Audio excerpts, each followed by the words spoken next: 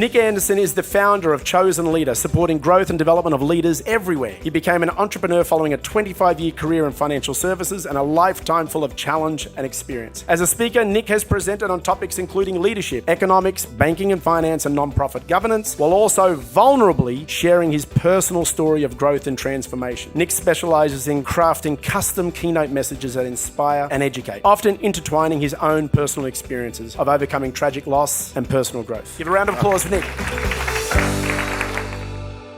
We hear about storytelling often in the context of sales, like Joe just introduced. Telling stories to our clients about successes, about wins, about failures. But how often do we think about storytelling in the context of growing that next generation of leadership? What does storytelling do? It's a powerful tool for engaging the brain. Effective stories follow an arc. There's a beginning, a middle, and an end. And this is where we're going to hang out today. We're going to break down storytelling in the context of the hero's journey. Leaders can use storytelling to create a sense of connection. Just like we do with clients, we do with our people. So this is what ChatGPT has to say about storytelling. Here's what I have to say about storytelling. Just how did we learn not to follow a stranger into the woods? To follow the trail of candy? Why are we connected to celebrities? What is it about the celebrity that we resonate with? It's their story. A compelling story captivates attention, ignites the imagination, and inspires action. It is through history, his story, her story, that children grow and cultures sustain. It is through story that managers learn and perspective is gained. So if there are only 3 things that I'd like you to take away today. Number 1, we all tell a different version of the same story. It's a story of love and life and loneliness and luck and loss. Stories connect people to people. As we just connected earlier, we share in the same story. They connect ideas to action, understanding to empathy, and desire to motivation. Third thing that I'd like you to remember is that everyone is a character. We've got heroes and we've got villains, and there are more characters. How many of you have heard the notion that we are all just extras in the movie of someone else's life? Well, there are different roles that we play, different characters. So if that's not enough to convince you, how many of you have gone through a study of the Leadership Challenge? It's the Bible of leadership development as far as I'm concerned. And there are 5 exemplary practices according to Cousins and Posner. These are etched into my brain, with one exception. Model the way, enable others to act, inspire a shared vision, challenge the process, and encourage the heart. Harvard Business Review tells us that there is power in storytelling. The Center for Creative Leadership tells us that story can be used by leaders to inspire. A good friend, colleague, Dr. Rob McKenna, the creator of the WILD Toolkit. WILD is an acronym. It stands for Whole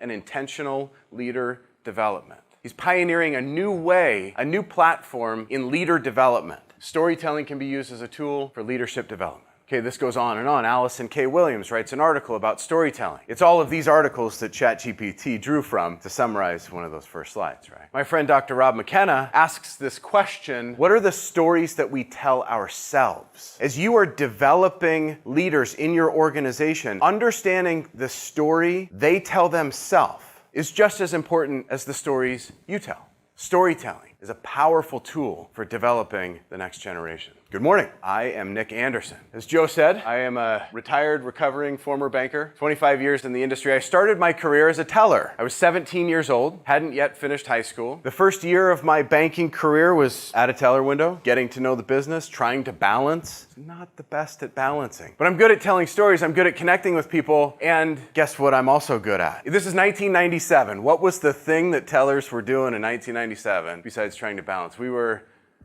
referring. I was so good at teller referrals at what then became Bank of America that Bank of America asked me to co-write the training curriculum for teller referrals. My career at Seafirst, then Bank of America, was wonderful, fantastic. I was promoted into a personal banker role just 1 year after being hired. So I was 18 as a personal banker. At 19 years old, I was promoted into my first leadership role. That year, I was named Assistant Manager of the Year. Life is good. When I was brought into that role, I was given my copy of the Leadership Bible, Cousins and Posner's book. I was not a studious student. Homework wasn't my thing, but leadership was. The Leadership Challenge book is the only book that I actually put a highlighter to, that I underlined, and we studied it. As I was going on this journey of leadership discovery, invited in by a mentor, a man named Chris Delegans. How many of you have seen Dead Poet Society? We literally did the "Oh Captain, my Captain" thing in a leadership cohort. I was so pumped up. I was so inspired. At 21, I was given an opportunity to leave retail banking and go into the training and development world, where I was teaching telereferrals and even teaching sales to branch managers. And then I thought, well, I want to be a branch manager. So I went out into the world to be a branch manager. So I'm starting to share with you my story. You've seen a photo of me. You're probably telling yourself a story, but you don't know how this family came to be. You've already told yourself a story. In fact, even when I walked up here, you told yourself a story about me, and that's okay. I'm sharing with you my story so that we can connect, really with an intent that you learn something.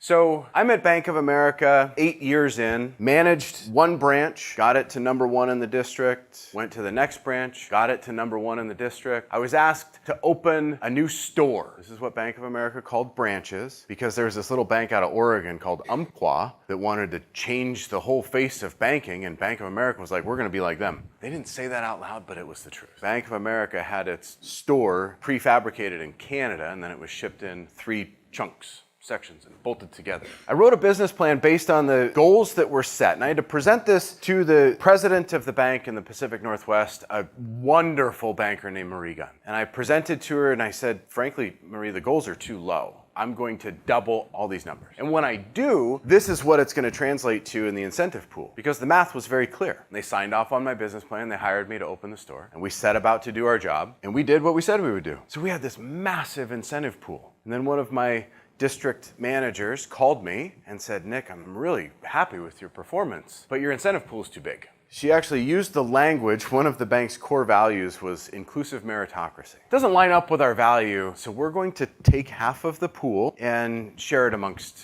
other people. I think my response actually was, no, you're not. She said, well, that's what we have to do. So I called the division executive. So you got to be kidding me. I've been tracking this. We've been communicating. We can't do this. And they said, no. That's the final decision. So here I am, 8 years in. I had been identified as a top performer, right? I knew that I was going to be at Bank of America for 25 years. But then I was faced with a decision. I couldn't say with integrity to my team, this is the right thing to do. And so I took the first step and left the bank. I stepped out on a journey towards something that I didn't know. I had some idea in my mind about where I would go, what I would do. I made so many mistakes. I was young, I was cocky, I was all the things, but I learned a lot. So that was 2005 when I left Bank of America and started my journey. Well, not too long after, it was 2008. I am a graduate of the Pacific Coast Banking School, class of 2008. And to go through banking school in 2006, 7, and 8, when things were getting weird, and to write a critical research paper on the credit quality of the bank that I worked at, and to hand it to my chief credit officer, and for him to basically say,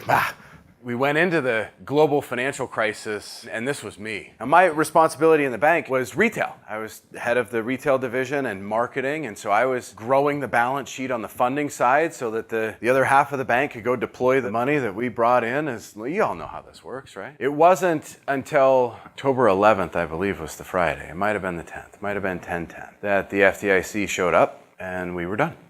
That marked the beginning of my initiation as a leader. And sure, maybe there was some time before where we had to make the decision to close down an office and to lay off staff, and for those of us in the senior and executive roles to take a pay cut. There were a lot of hard decisions, but that wasn't really the initiation. I went into this global financial crisis feeling strong, ready to take on the world, and then October 10th, 2010, your hero was sidelined.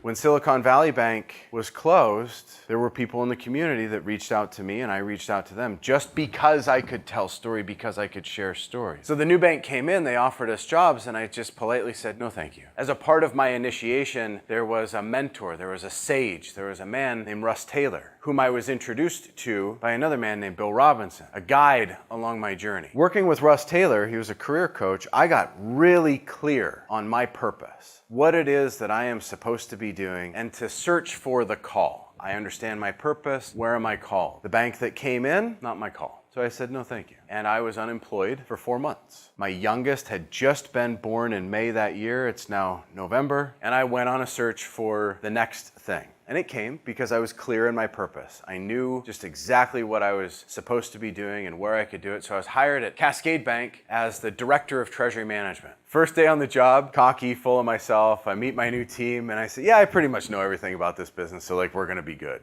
Like, no. Completely lost credibility from day one. I had to walk that one back over the course of like 3 months. And that happened because I was operating from a place of insecurity. But through the next many years of initiation, I got ready to go back into battle. You see, I got hired at Cascade Bank 2 weeks after my first day. It was announced that Opus Bank was acquiring Cascade Bank. So there's more to learn. Got this de novo bank out of California purchasing a 100-year-old bank headquartered in Washington. Learned a lot of things. I left Opus Bank because culturally we weren't aligned, and I joined Pacific Continental Bank, a bank headquartered out of Oregon. Pacific Continental Bank was acquired by Columbia Bank. Now, I happen to really like Columbia Bank. I like a lot of the people there. I was at Columbia Bank through the COVID pandemic. There, I was responsible for a commercial deposit portfolio that at the end was about $500 million, $500 million in commercial deposits, again in the Treasury space and payments. And we get through the end of the pandemic and we've cut rates as far as we can go. If we go any farther, we're cutting bone, clients are gonna leave. We've increased fees as far as we can go. Staff is as lean as it can be. I'm looking at the P&L and I say, there's nothing I can do to make this division profitable. So I go to my boss and I say, Bill, you gotta lay me off. We can't let the team go because we're gonna lose clients. So I'm overhead, you gotta let me go. But this is all a part of my initiation. Towards the end of my initiation, I was getting ready for the return, getting ready to come back. But there's something that is really, really important for every hero to overcome along the way in their journey. And for me, it was facing the greatest villain in my story. Anybody have a sense of who that might be? Yeah. It's the lies that existed in my head. It is the stories that I told myself.